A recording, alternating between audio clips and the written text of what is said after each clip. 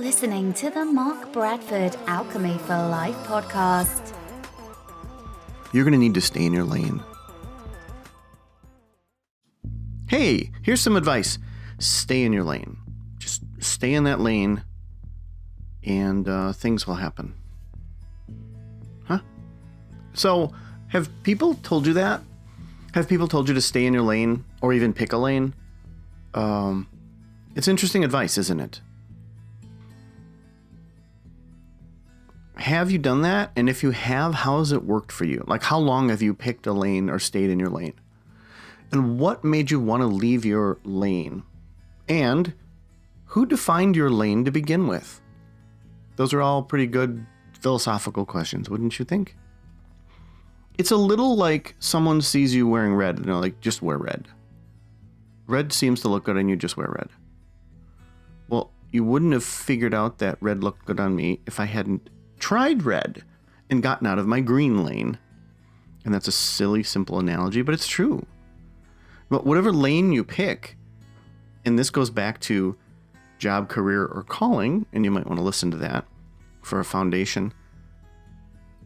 The things that we choose in life and the paths that we choose sometimes change. And sometimes we choose a path, and this gets back to steering from afar. Those paths sometimes need adjustment. Those paths need to be revisited. In fact, they should be revisited pretty often. And there's an emotional component of that automatically revisits that for you. But sometimes we get so caught up in being that we don't realize we've gotten into this sort of vicious circle loop of doing.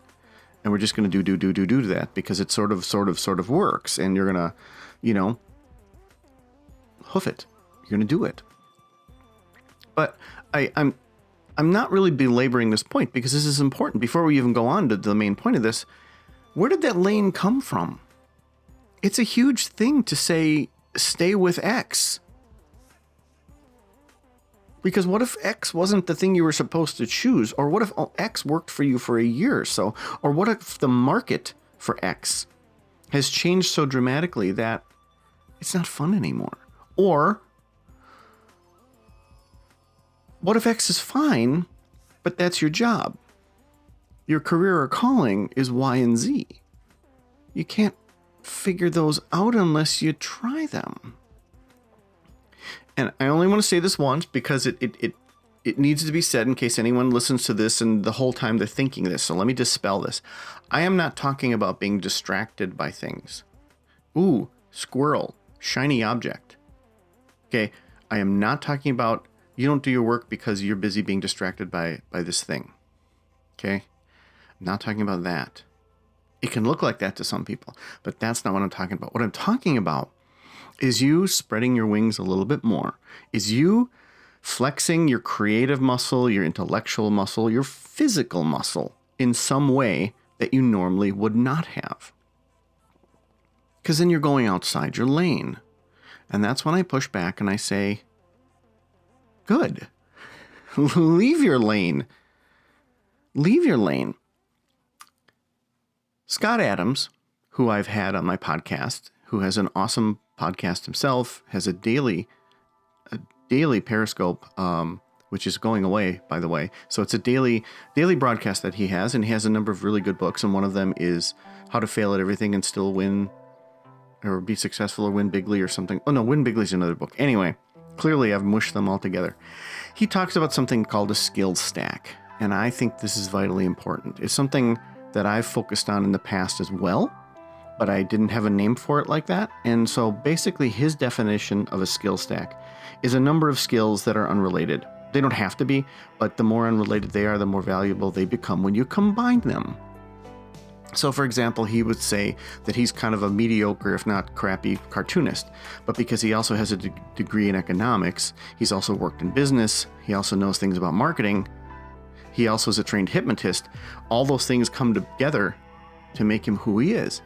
And if you think about that, applying for a job and having these bonus skills that might not be on the resume, but could be really valuable to the business, especially if you use your own creativity to say, hey, this would be really cool if we apply this thing that I know how to do that nobody else has ever done, because they really wouldn't have known how to do that.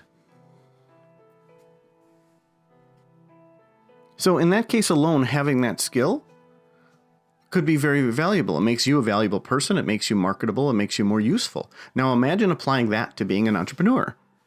Imagine being somebody who's self-employed or is an entrepreneur in some way and only knows one skill. Well, I have my MBA, that's good enough. Well, I know a lot about textiles, so I'm going to try to get this textile business working. And then here comes along another textile business that knows a lot about technology or the web or marketing or video or something like that. And of course, they do far better than you do, and it drives you nuts. Well, because they have those other skills to draw from. So, I mean, you could turn this into basically a, hey, you should have multiple skills and they should be disconnected. That's not what I'm saying. I'm saying if you have a desire to go outside of your lane, you should do that. I mean, obviously, as I said in the very beginning, it's within certain parameters, sort of. But the vast amount of inventions and things that have come out in society, the things that we're presented with, the things that enhance our life, are because someone went outside of their lane. You don't invent something because you're like, oh yeah, I know about that. Well, no, you don't know about it. It's something new. And people who have the most interesting impact and are the most entertaining to watch are people who combine at least two genres, two skill sets together. And I could go for example after example after example of people who are useful, entertaining, and interesting because they combine more than one thing. When someone only has one skill and never looks beyond that skill, they're kind of boring. They're kind of, I don't know if you've hired someone. Sometimes you hire someone to do a thing because they're super, super, super good at doing a thing, right? And I'm intentionally being vague. But if they run into any ripples, if they run into any snags, or their job encroaches another job, and that's all they know how to do, it's almost like you hired a robot. It just doesn't know how to do anything else. It doesn't know how to adapt. And you'd think somebody in, I don't know, just pick a random thing. Somebody who puts up wallpaper, that's all they do, and they get to the floor, and there's a problem with unevenness in the floor, or something with floorboards, or something with whatever. You'd think eventually they'd go, oh, well, I'll figure out how to do that. And then I'll add that as a little sub-skill or whatever. So that's the kind of thing I'm talking about. But that's in a very mild form. So imagine you jump way outside of your lane. And you know you're doing it, and you're probably calling it a hobby, right? Maybe we put the labels on things. We put the label on job, career, or calling. And then we put the label on, oh, that's just my hobby, or that's my little secret passion, or whatever. My little secret shame of loving to do this sort of thing and making these things. It has nothing to do with what I really do for a living. But so what? So let's do a pause, okay? I want you to think of two things. One, what your main thing is that you do for a living and how you stay gainfully employed and pay your bills, okay? And the second thing I want you to think about is what's your hobby? What's that other thing that you do? You may not call it a hobby or whatever, but it's something that's definitely something you like to do. Okay, let's pause and then return. You're pausing and you're pausing. You're not hearing my voice because you're pausing, or you're back and you're like, come on, hurry up. Okay, cool. So you have your main job, the thing that you do, and then you have this other thing that you might call a hobby because it's so different from what you do for a living, right? Well, that thing could be your calling, and you just haven't figured out a way to make money at it, right? Or you've simply done what we're talking about today, is you've added to your skill stack. You now have another thing, okay? So I'm going to go over my time because I think this is a big one and a very important one. This can seriously enhance your life. But I now have my UAV pilot license from the FAA. Okay? I just got it. And I'm telling you that because I decided to go legit on that. I chose it. I chose the droning thing as a hobby, and not a very relaxing hobby at all. because of the regulations, because of the sheer terror of flying over water, of this super advanced device that you have to be really careful with, that you don't want to violate any laws with if you want to do it the right way. Because there was so much involved in this, I decided I'm going to learn everything there is to know about it and all the rules and regulations. And then that turned into, well, if I'm going to really be legit, I'm going to pursue the commercial license. So now I'm a commercially licensed UAV pilot. The pilot's part sounds cool, but it's for a remote device. So that's not staying in my lane at all. I mean, that's a perfect example of turning hobby into something legitimate that's useful. So as you know, my little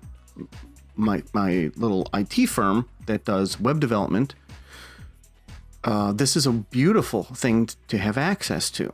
To be able to have full control over the guy that can do aerial photography and also build web is really a cool thing. There's no middleman there. There's no, well, we'll go hire a drone guy. Nope, I am the drone guy. It's also a hugely useful thing for other technology clients because I am now able to provide aerial mapping for 2 of my clients, survey and construction. So again, a personal example of me pursuing something and turning it into a big chunk on my skill stack, multiplying those skills together. Again, if you're just simply somebody who has the license but doesn't understand technology, web development, and other IT things, you're the drone guy someone might hire. But combining those into one person and enhancing a skill stack is a big deal. It goes along with also having creativity. It goes along with an understanding of, marketing and so on and so forth. So honestly, it's a really useful thing.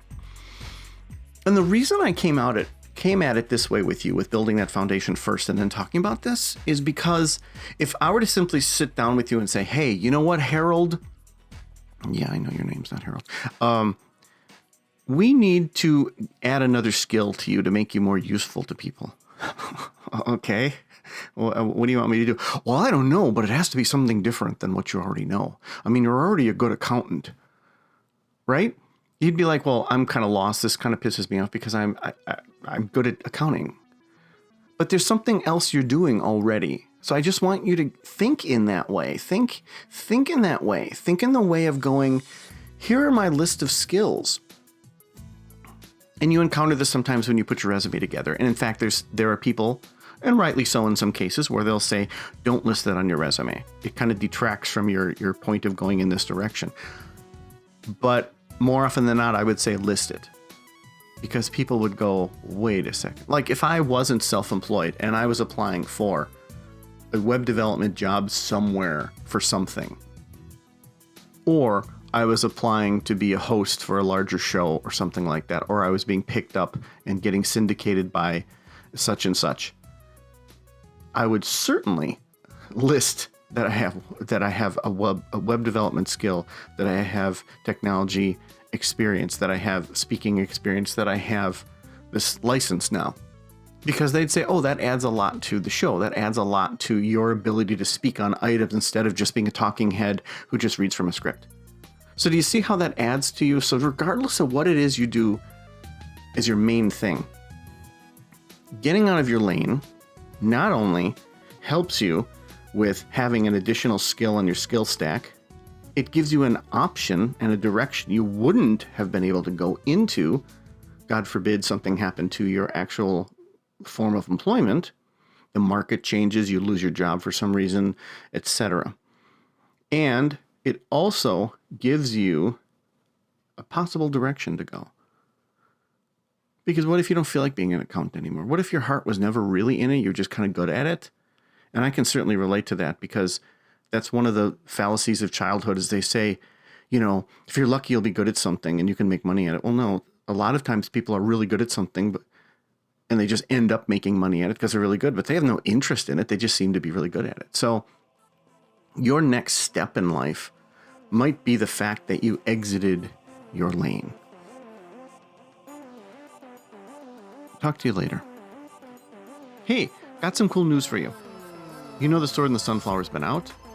It's only part 1 of an epic duet. The sequel and final conclusion is called Amira, and that is now released. The Sword and the Sunflower is also released on audiobook, which is available on many, many, many formats, including your local library. So check out an app called Hoopla. It's available for iPhone and Android and even Roku. Allows you to check out stuff from your library with just your library card, the way that you check out other things.